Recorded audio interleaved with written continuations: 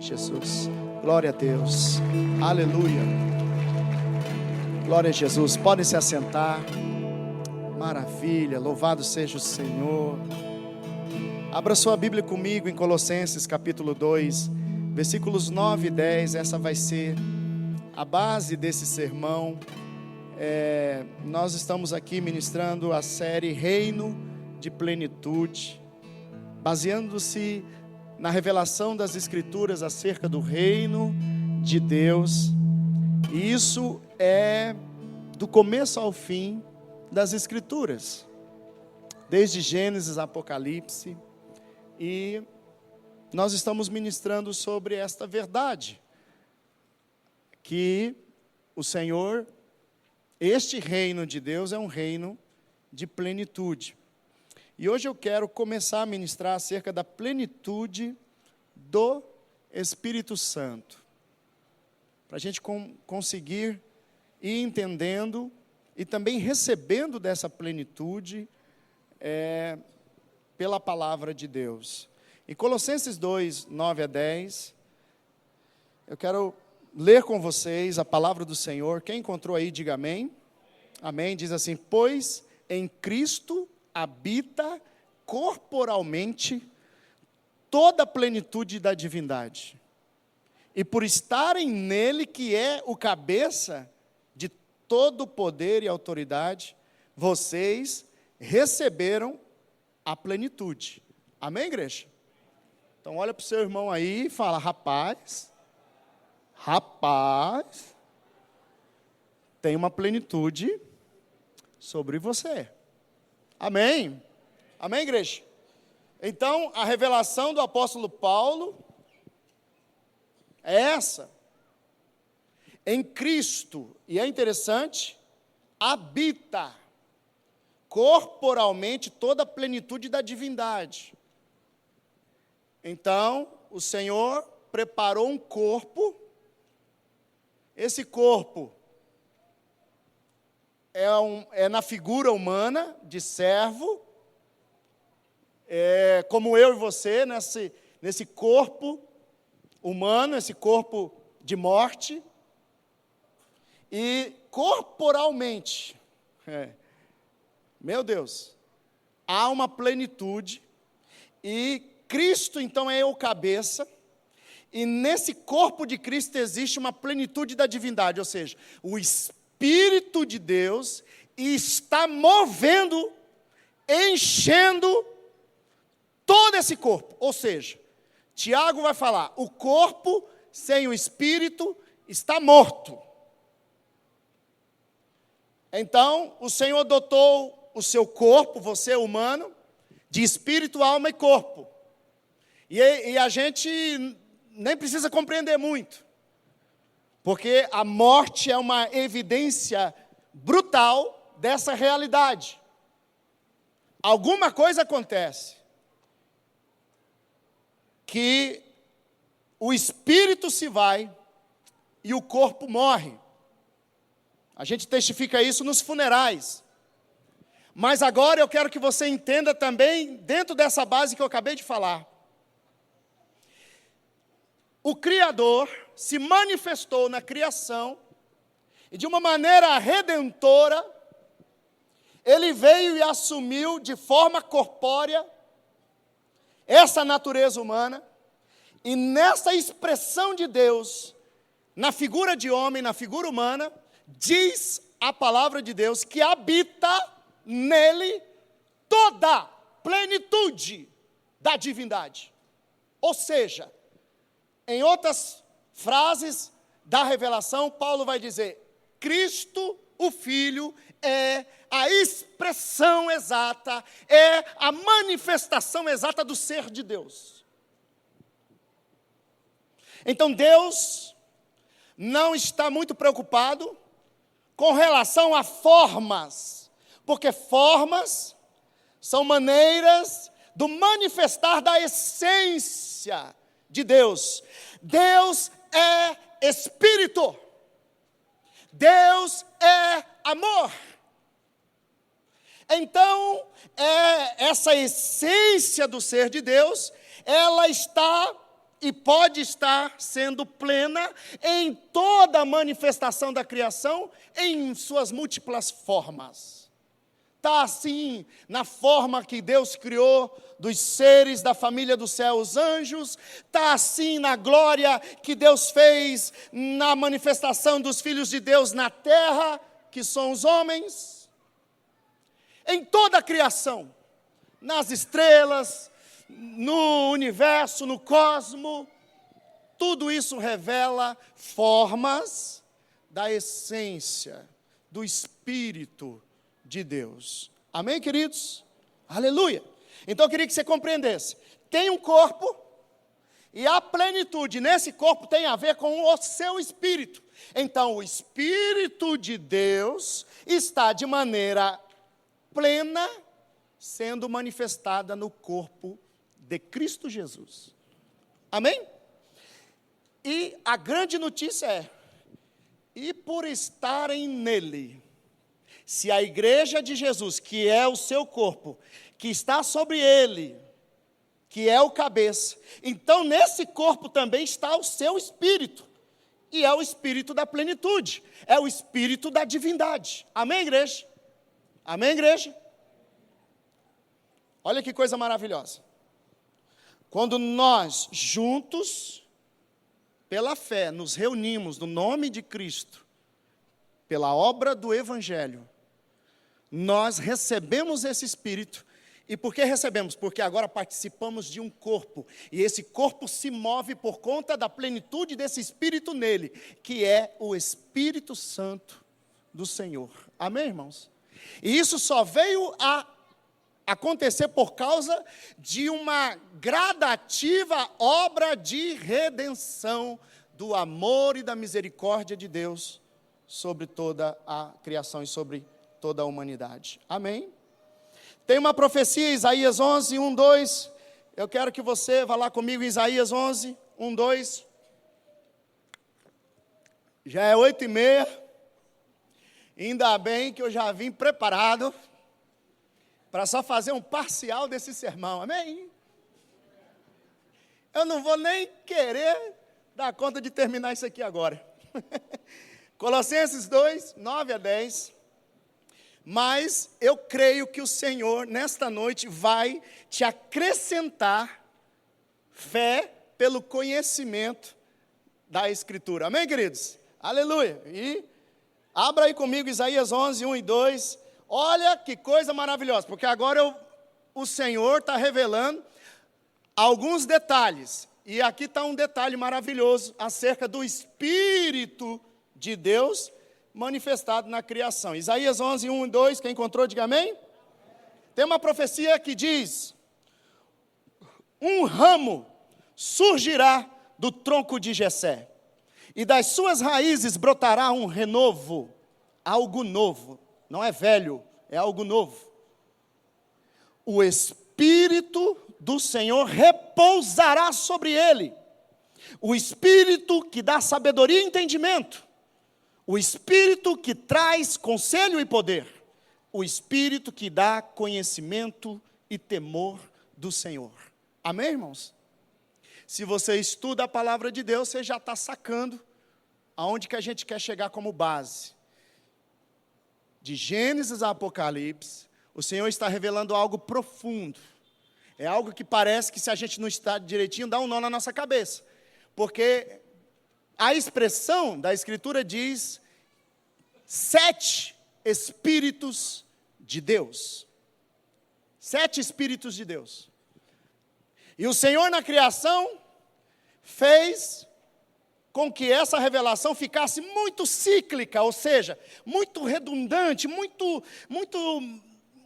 intensa, para você poder perceber que tem algo maravilhoso nisso daí.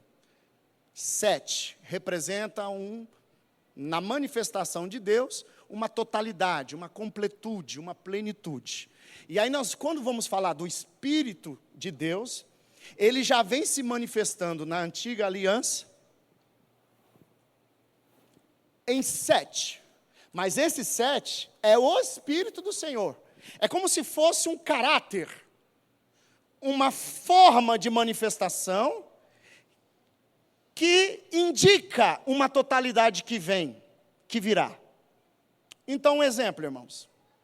No Antigo Testamento, ou na Antiga Aliança, feita em pedras, havia sacerdotes, profetas, reis, tudo isso indicando uma grande obra de manifestação do reino dos céus na terra. E Deus vem trabalhando com essas figuras e sombras, para que a gente entenda. Então, todos aqueles da Antiga Aliança, eles recebiam do Espírito de Deus, ou a função de sacerdote, ou a função de rei, ou a função de profeta. E tudo isso era operacionado por conta do Espírito de Deus que descia sobre eles. Só que tem um detalhe. Esse Espírito de poder, de sabedoria e entendimento, de conselho e poder, de conhecimento e temor, e de senhorio, o Espírito do Senhor. Quando o profeta falava assim, o Espírito do Senhor diz, veio sobre mim a palavra do Senhor. Tipo assim, a soberania de Deus, a autoridade de Deus está dizendo, está revelando. Então essas pessoas, eles recebiam o Espírito, mas o Espírito não permanecia neles. Não habitava neles.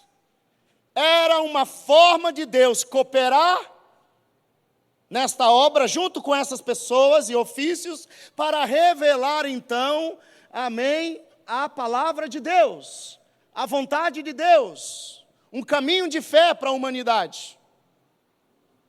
Então, havia essa profecia de que haveria de nascer alguém, e esse é um broto, ele vem de uma raiz, de uma etnia que é guardada por Deus, que Deus fez questões de fazer através dos israelitas, do ramo de Jessé, do trono de Davi, vem da família de Davi, um descendente, um rei, que sobre esse rei, que haveria de nascer como um broto, um renovo para a terra, o Espírito do Senhor repousaria sobre ele, ou seja, habitaria nele, permaneceria nele, e não é um espírito de força, como foi dado a Sansão, não é o espírito de sabedoria, como foi dado a Elias, de poder, é a plenitude, é os sete Espíritos de Deus,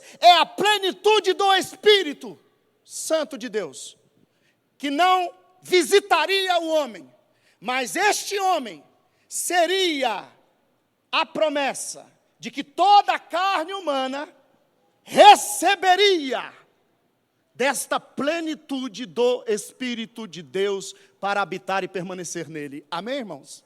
Aleluia. Eu vou te dar um exemplo. Uma outra profecia em Isaías 44, 3 e 4.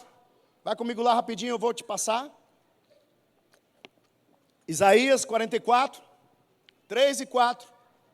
Diz, pois derramarei água na terra sedenta, e torrentes na terra seca, derramarei meu espírito sobre a sua prole, e minha bênção sobre os seus descendentes, eles brotarão como relva nova, como salgueiros junto a regatos. Amém, irmãos? Agora a profecia está falando que esse descendente, que haveria de o Espírito de Deus estar sobre ele com plenitude, entendimento, poder, sabedoria, temor, aleluia, sabedoria, plenitude do Espírito de Deus que permaneceria sobre ele. Agora, os seus descendentes, aqueles que estariam na cabeça, se formando um corpo nele, esses também receberiam o derramar do Espírito. Os seus descendentes. Amém, igreja? Aleluia. Eles receberiam. Eles seriam uma relva nova, ou seja, uma nova natureza. Amém, igreja? Aleluia. Vai entendendo, isso são códigos proféticos que vai se clareando e chega até o Novo Testamento com mais clareza, mas os apóstolos são fundamentos dos profetas, ou seja, todo o Novo Testamento que você lê é baseado na lei, nos profetas e nos salmos, na Bíblia toda. Amém, irmãos? Aleluia, esse é o fundamento da nova aliança. É a promessa sendo realizada nos profetas, que anunciou toda a verdade de Deus. Está nos códigos proféticos, está esclarecido e realizado em andamento em Cristo Jesus, e ainda aquilo que Jesus prometeu que vai acontecer no futuro, no reino vindouro, também já está previsto e falado e escrito na sua Bíblia, através dos profetas. Está tudo misturado lá, é difícil de entender isso, mas está tudo lá, irmão, e Jesus pegou e foi dando clareza para algumas coisas, e ainda foi pendurando coisa da profecia que ainda aconteceria. Amém, irmãos? Amém, queridos? Pois ele veio cumprir toda a palavra. Eu quero te dar um exemplo. Esse aqui é interessante. Lá em 1 Samuel 10, abre lá. Só para você ter uma ideia, essa primeira parte do sermão, que é hoje, vou te passar mais fundamentos. Vamos lá para Saul. Saul é um bom exemplo. Ele era um rei, e para ser rei, o Espírito de Deus viria sobre ele. E 1 Samuel 10 a 13 vai dizer: chegando em Gibeá, um grupo de profetas o encontrou. Está falando que esse grupo de profetas encontrou Saul.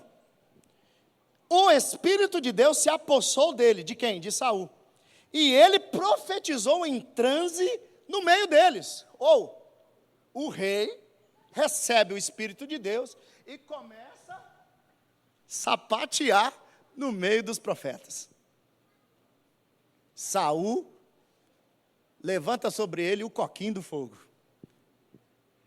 Tem um Pentecoste no meio desse grupo de profetas, e Saul entra no meio e o Espírito de Deus arrebata ele.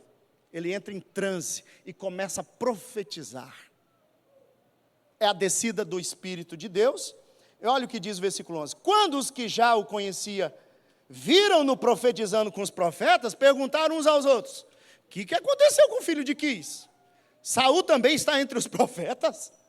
Um homem daquele lugar respondeu: e quem é o pai deles? De modo que isto se tornou um ditado: Saul também está entre os profetas. Depois que Saul parou de profetizar, foi para o altar no monte. Amém, irmãos? Então, assim, o Espírito Santo de Deus, ele vinha sobre pessoas para desempenharem funções, mas esse Espírito não permanecia sobre eles. Por quê? Porque a qualquer momento ele poderia ser retirado. Vou te dar a prova. Vamos agora para 1 Samuel 16, 13 a 18. E agora entra também em cena Davi e Saul, numa dobradinha aí interessante. Abra aí, 1 Samuel 16, dá um pouquinho para frente. A partir do versículo 13, eu quero ler para você. Quem encontrou aí, diga amém. Diz assim: Samuel então apanhou o chifre cheio de óleo e ungiu na presença de seus irmãos. E a partir daquele dia o Espírito do Senhor apoderou-se de Davi. Agora, o profeta Samuel, e sacerdote, vem com o chifre cheio de óleo e unge Davi. Ao ungir Davi, o Espírito de Deus toma ele. E Davi agora recebe o Espírito de Deus. Aí diz: e Samuel voltou para Ramá. O Espírito do Senhor se retirou de Saul. Olha isso aqui. E um espírito maligno, vindo da parte do Senhor, o atormentava. Pronto, agora acabou o sermão. Os funcionários de Saul lhe disseram: há um espírito maligno mandado por Deus te atormentando.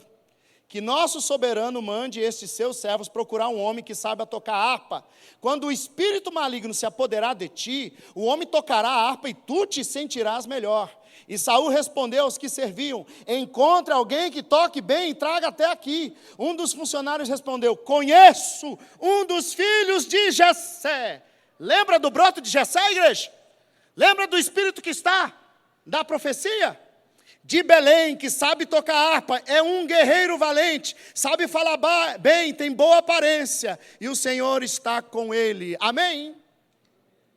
Então, o espírito estava sobre Saul, o espírito é retirado de Saul, E quando o Espírito de Deus é retirado de Saul, Deus permite um espírito maligno atormentar Saul.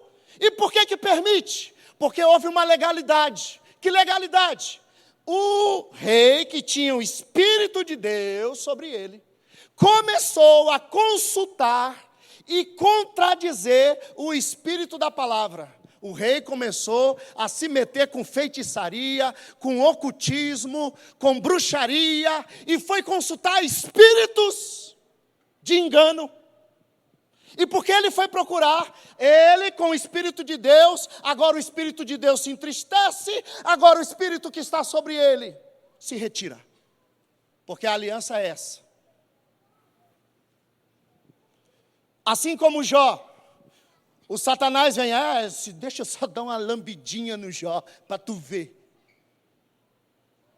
Deus pega e fala, permito.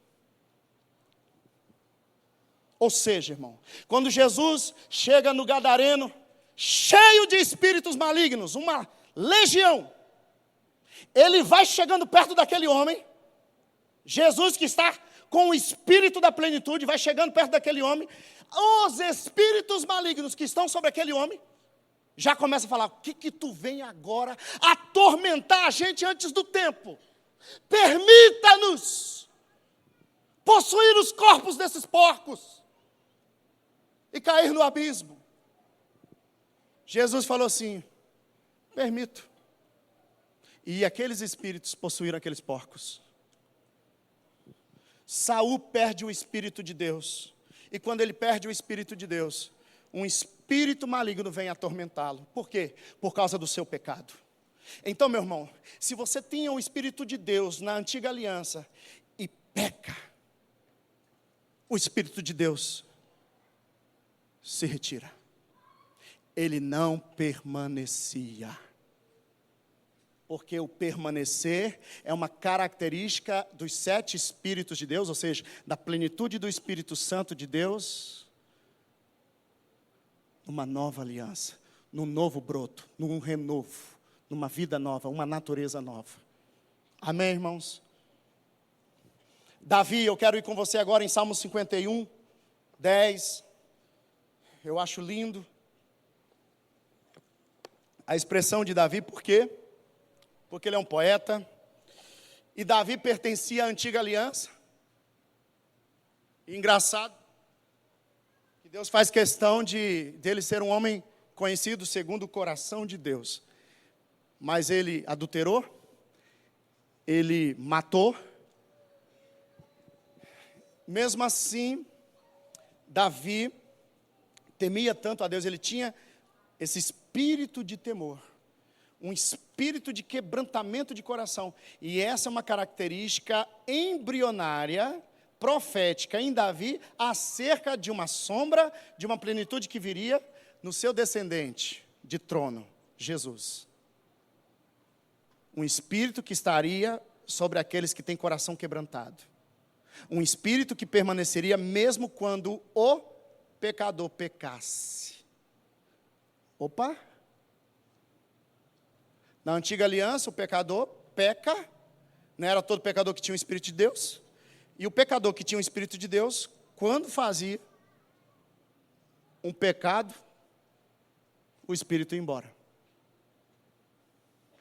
Mas na nova aliança agora tem uma plenitude, tem algo muito novo aí acontecendo, amém, igreja? E Davi agora é um protótipo, porque ele tem algo que nenhum homem da antiga aliança tem, que é o quê? Um coração quebrantado. E nos seus salmos a gente vai ver isso, e eu queria destacar a oração dele, Salmo 51, versículo 10 a 12. Abra comigo, Salmo 51, 10 a 12. Olha o que ele diz. Ele peca e ele sente o pecado, ele traz para si a culpa, e o espírito que está sobre ele, de temor, de conselho, ele se quebranta e ele suplica pela misericórdia, porque ele sabe que quando ele pecasse, o Espírito se retiraria. E olha o que ele ora no Salmo 51, versículo 10, diz assim: cria em mim um coração puro, um coração da nova aliança. ó Deus, e renova dentro de mim um espírito estável, ou seja, um espírito que permanece, um espírito que se quebranta. Não me expulses da tua presença, nem retires de mim o teu Santo Espírito. Devolva-me a alegria da tua salvação e sustenta-me com um espírito pronto a obedecer. Amém, igreja? Davi é um elo entre a antiga e a nova aliança. Davi é um homem que entendeu, porque o Espírito de Deus veio sobre ele, e ele entendeu, com o entendimento do Espírito, que ele é o pecador. Enquanto na antiga aliança o pecador preparava suas ofertas, seus sacrifícios, e vinha até o dia, e toda a logística sacerdotal das ofertas e dos sacrifícios, aonde o sacerdote botava a mão sobre a cabeça do animal inocente, e a culpa do sacerdote, a culpa do povo, a culpa do pecador, estava indo transferida para aquele animal. Então, o pecador não tinha o senso de quebrantamento, de culpa, porque era só fazer um sacrifício que resolvia. Davi não. Davi consegue ter esse discernimento. Eu sou o sacrifício. Senhor, não retires o teu espírito de mim. Me dá um espírito quebrantado, um coração arrependido. Era essa a oração de Davi. Senhor, nesse salmo mesmo ele vai falar assim, o que resta?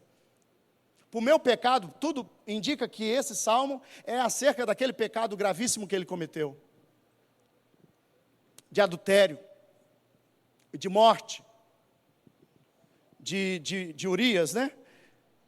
E então ele vai falar que não me resta mais sacrifícios e ofertas. Davi vai falar isso no salmo.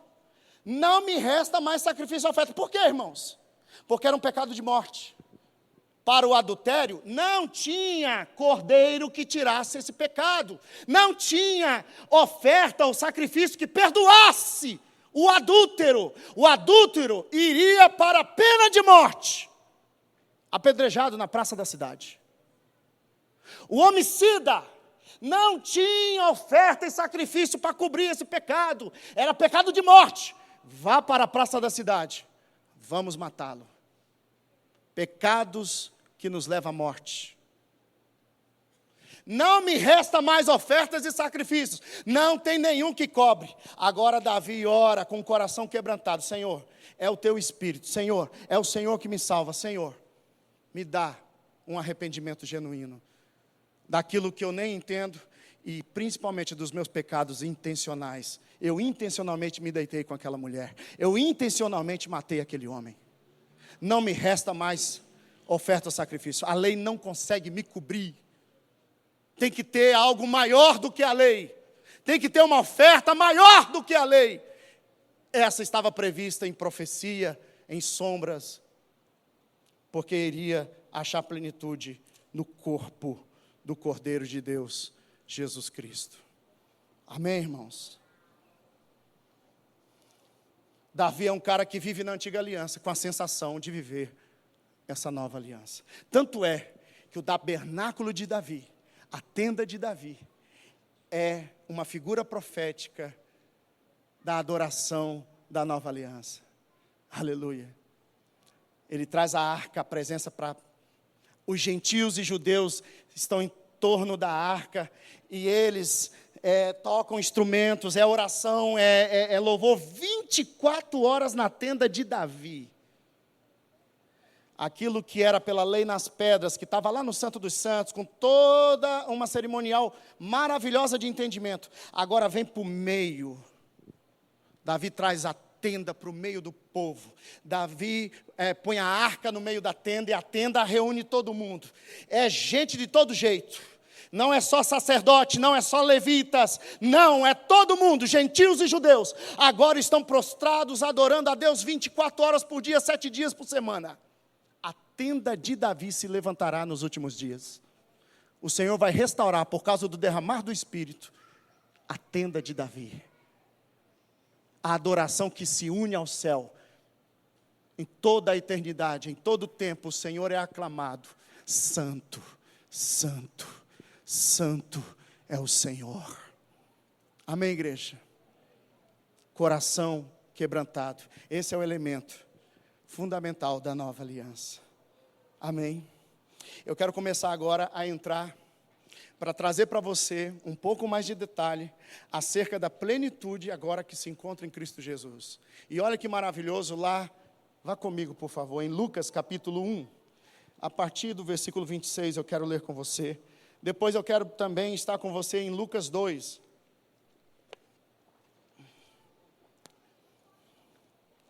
Aleluia.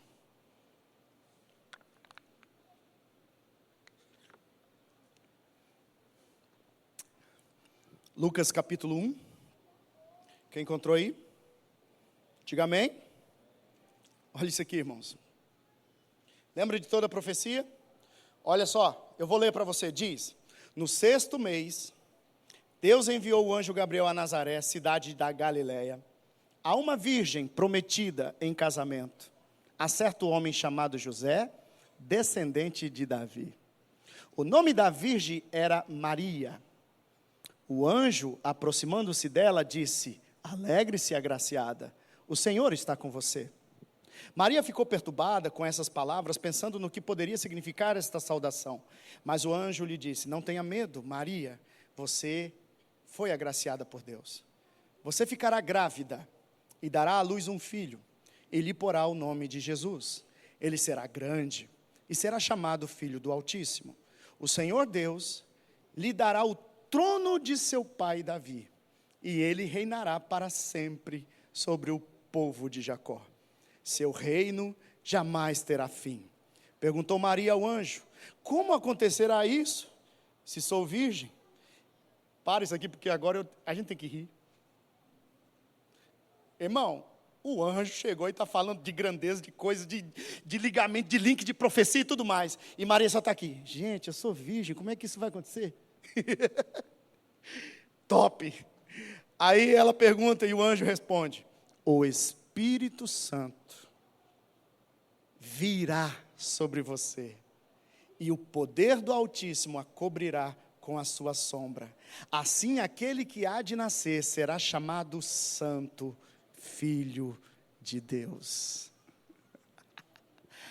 A profecia já tinha vários detalhes de desdobramento, inclusive de detalhe: o Espírito do Senhor vai estar, e a virgem conceberá um filho.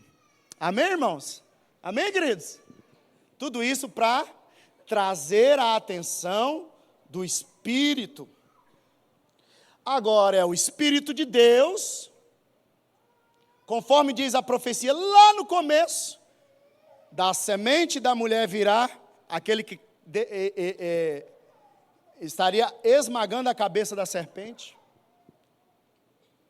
Então, o Espírito de Deus agora paira sobre o ventre de uma mulher, assim como o Espírito de Deus pairava sobre o ventre da criação, e naquelas águas e naquele escuro, daquele ventre da criação, o Espírito de Deus disse: haja.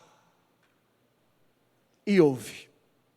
E ele veio trazendo forma do meio da água, ele veio trazendo a terra, as estrelas, e tudo, irmão, veio sendo criado. Agora, o mesmo Espírito está sobre o escuro do ventre de uma virgem, simbolizando a criação. Esta mulher que participa da criação, e o Espírito de Deus agora paira, dizendo: haja. E agora começa a nascer e surgir e formar um corpo, porque o Espírito já está sobre ele, mas ele precisa de um corpo. Amém, igreja? Amém, igreja? Para quê, igreja?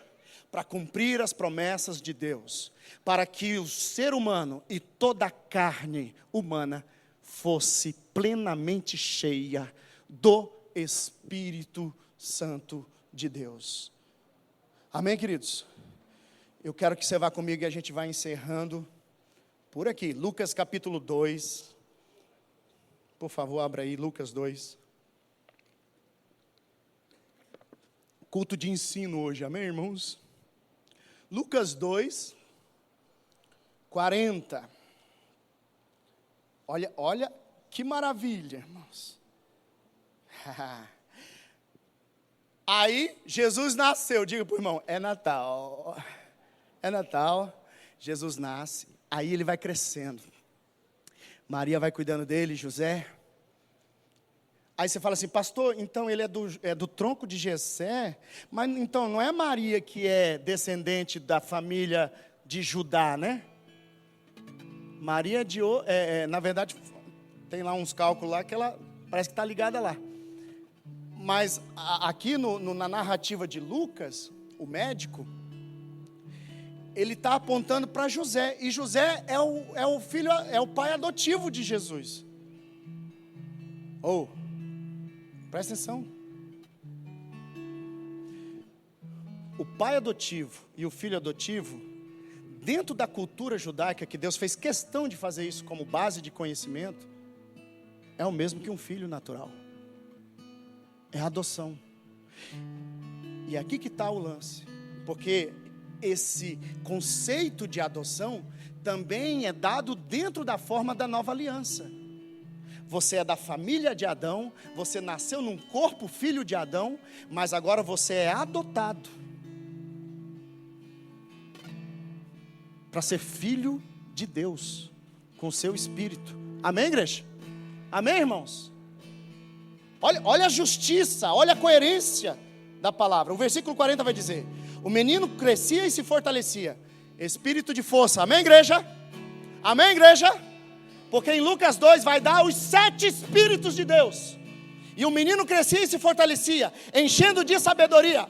Pronto. O que tem sobre Jesus? Fortaleza, espírito de fortaleza, espírito de sabedoria. O Espírito de Deus está sobre ele. E o menino crescia nos 7 espíritos de Deus, na plenitude, na força, na sabedoria. E a graça de Deus estava sobre ele. Aí vai acontecer um negócio. Jesus faz 12 anos, eles vão para o templo. Todos os anos seus pais iam a Jerusalém para a festa da Páscoa. Quando ele completou 12 anos de idade, eles subiram à festa. E conforme o costume, terminada a festa, voltando seus pais para casa, o menino ficou em Jerusalém, sem que eles percebessem, pensando que ele estava entre os companheiros de viagem. Caminharam o dia todo, então começaram a procurá-lo entre os seus parentes e conhecidos. Versículo 45. Não encontraram, voltaram a Jerusalém para procurá-lo. Depois de 3 dias, o encontraram no templo, sentado entre os mestres, ouvindo-os e fazendo-lhes perguntas. Versículo 47. Todos os que o ouviam ficavam maravilhados com o seu entendimento.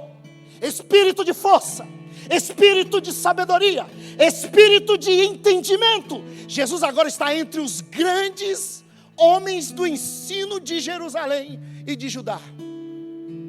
E Jesus, aos 12 anos, agora cheio desta plenitude do Espírito, começa a desenvolver essa plenitude, trazendo entendimento às Escrituras sagradas dentro do templo.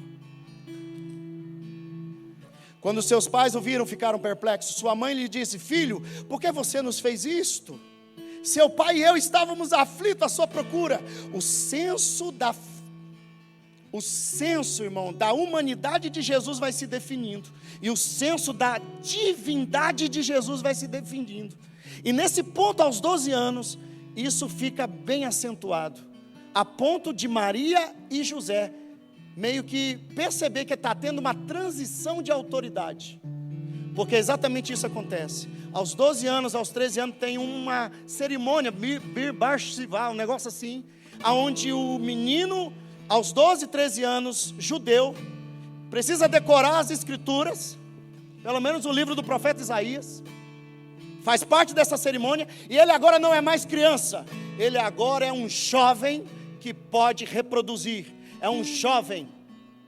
E agora Jesus mostra isso. E olha o que acontece. Eles vão atrás e Jesus vai responder: por que vocês estavam me procurando? Não sabiam que eu devia estar na casa de meu pai? Maria se lembra da voz do anjo. José fala: meu Deus, é agora. Olha isso aqui, irmãos. Mas eles não compreenderam o que lhes dizia. Então foi com eles para Nazaré e era-lhes obediente. Sua mãe, porém, guardava todas essas coisas em seu coração. Jesus, versículo 52, ia crescendo em sabedoria, estatura, graça diante de Deus e dos homens. Amém, igreja? Por favor, irmãos, eu quero ir com vocês agora a João capítulo 1. Aleluia. Então está claro, irmãos, que Jesus vai se desenvolvendo e o Espírito da plenitude, o Espírito da profecia, o Espírito de Deus com a sua plenitude vai conduzindo Jesus desde o seu nascimento a uma plenitude de uma obra do Espírito. Amém, irmãos? E isso é maravilhoso, porque no sermão que vem eu quero trazer para você desses dois andamentos da plenitude do Espírito. Um é nascer do Espírito, outro é ser cheio do Espírito. Amém? Jesus, ele nasceu ali com a obra do Espírito, e o Espírito de Deus vai trazendo entendimento, sabedoria, força, conhecimento, temor. É uma obra que começa porque foi um selo. O Espírito de Deus habita nele. Outra situação que não vai dar tempo hoje, mas está programado para outro sermão, é que Jesus vai para as águas e ao ser batizado por João, acontece algo maravilhoso. Ele é cheio, batizado com o Espírito Santo.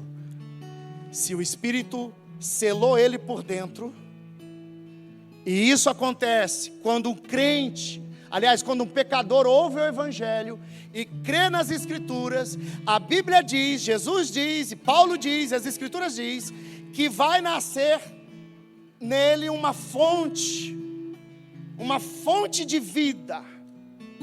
A Bíblia diz que esse que confessa Jesus, crendo no Evangelho, ele vem com seu Espírito habitar nele e sela ele para o dia da redenção. Ou seja, isso acontece com Jesus no ventre de Maria. Ele nasce com o selo do Espírito Santo, ele cresce e se desenvolve com a presença do Espírito sobre ele. Mas tem uma diferença, a diferença é que chega numa plenitude. Quando ele agora vai se batizar aos 30 anos, ele precisa fazer a obra de Deus ministerialmente, publicamente. Essa fonte serve para eu beber. Quando esta fonte se torna um rio de água viva, é um outro momento da plenitude do Espírito. É quando nós o buscamos e somos cheios do Espírito. Ele vem e entra em nós e nos imerge nele. Agora é hora de nós nele sermos imergidos, batizados. Amém, igreja? Isso marca os batismos que Paulo vai falar. Irmãos, não dá para falar coisas difíceis, vocês são crianças ainda, a gente tem que ficar ensinando as coisas primeiras. Sobre arrependimento de pecado, nós temos que estar pregando de novo. Sobre as doutrinas dos batismos. Irmão, quando vocês souberem tudo disso, vamos avançar para a maturidade, segundo a imagem da maturidade, da plenitude de Cristo. Amém, irmãos? Para encerrar, não só nas minhas palavras, mas em João, capítulo 1, 32, 34, diz: então João deu o seguinte testemunho: eu vi o Espírito descer do céu como uma pomba e permanecer sobre ele. Eu não teria reconhecido se aquele que me enviou para batizar com água não me tivesse dito: aquele sobre quem você vir o Espírito descer e permanecer, esse é o que batiza com o Espírito Santo. Eu vi e testifico que este é o Filho de Deus. O Espírito de Deus. E João já era selado pelo Espírito, lembra? Isabel, prima de Maria, também foi visitada pelo anjo. Quem é virgem aí? O anjo do Senhor está por aqui, amém? Eita glória. Olha só. Isabel também é tocada. Ela está grávida. A Bíblia diz que o Espírito veio e encheu o ventre de Isabel. E o menino dava saltos no ventre de Isabel. Quem era esse menino? Quem é o menino? João. É o João. O João agora recebe do Espírito de Deus uma revelação pessoal. Você vai batizar nas águas, pregando arrependimento. Abre o caminho para o Rei da Glória, porque o reino está chegando. O Messias está chegando, aquele que a promessa, aquele da profecia está chegando. Abre o caminho para ele. Vou te dar um sinal. Vai batizando. Quando você vir alguém que sobre ele vier uma forma de uma pomba e pousar nele e permanecer, esse é o Cordeiro de Deus, esse é o Filho, esse é a semente, é o tronco de Davi. João vai batizando e olhando para a multidão. Batiza, cadê o sinal? Batiza, cadê o sinal? Batiza. Durante 3 anos e meio João vai batizando gente no Rio Jordão, com a expectativa todo dia: é hoje que eu vou ver o Cordeiro, é hoje que eu vou ver o Messias, é hoje que eu vou ver aquele que vai carregar a plenitude de toda a glória de Deus. E João vai batizando: não é esse, vai embora, não é esse, vai embora. Até que o dia, meu Deus, eu me arrepio. Quando ele olha, ele vê o Espírito na forma de uma pomba pousar sobre ele e permanecer. Aí ele diz: não, Senhor, eu sei quem tu és, não sou digno nem de amarrar as sandálias dos teus pés, porque eu batizo com água. Mas o Espírito do Senhor diz que aquele que vem após de mim é antes de mim, e ele batizará com fogo e com o Espírito Santo. A plenitude do Espírito estará sobre ele. E nesse dia o céu se abre e a voz do céu, o Pai diz: este é o meu Filho amado, em quem tenho muita alegria. Aleluia. Agora vocês não fazem ideia do preço que Jesus pagou, da responsabilidade sobre o seu corpo, que é um corpo carnal, que é um corpo que peca, carregar o Espírito que permanece. E eu brinco dizendo, aprendi isso de um pastor, é literalmente como se Jesus tivesse, isso aqui é uma forma de ilustrar, não é isso, mas uma pombinha, como se fosse um animal muito arisco. E eu falo, né, pombinha é um animalzinho arisco, né, é muito simples, e ele é arisco. E outra coisa, a pombinha, ela é tão inocentezinha, que a gente vai indo com o carro, tem lá um monte de pombinha, as pombinhas estão no asfalto. Aí você vai com o carro, tá olhando a pombinha. Aí você fala: meu Deus do céu, cadê a pombinha? Eu falei: ela não voou, ela está ali ainda. Ela fica até não dá mais. Quando não dá mais, ela... É como se Jesus tivesse a pombinha 3 anos e meio. Não é porque assim, os fariseus estão falando isso e isso de você. Aí ele: porque eu vim para fazer a vontade do meu Pai. Eles precisam saber da verdade, porque conhecendo a verdade, eles serão livres. A pombinha fica. Jesus, estão falando isso de você, o Senhor não vai falar nada não? Estão falando que o Senhor está com espírito de demônios. Aí Jesus, sabe aquela vontade de falar assim: quem é que está falando isso? Aí ele lembra da presença, ele lembra do Espírito que está sobre ele. A sua carne é crucificada e ele faz permanecer o Espírito de Deus e não peca. Por que, igreja? Porque ele haveria de fazer o sacrifício perfeito. Para que, igreja? Para que todos os povos, tribos e línguas, para que toda a carne humana experimentasse da natureza, da plenitude do Espírito de Deus sobre eles. Porque é só assim que o homem se convenceria do pecado, justiça e do juízo de Deus. Vocês não têm ideia do preço alto que esse homem de Nazaré pagou.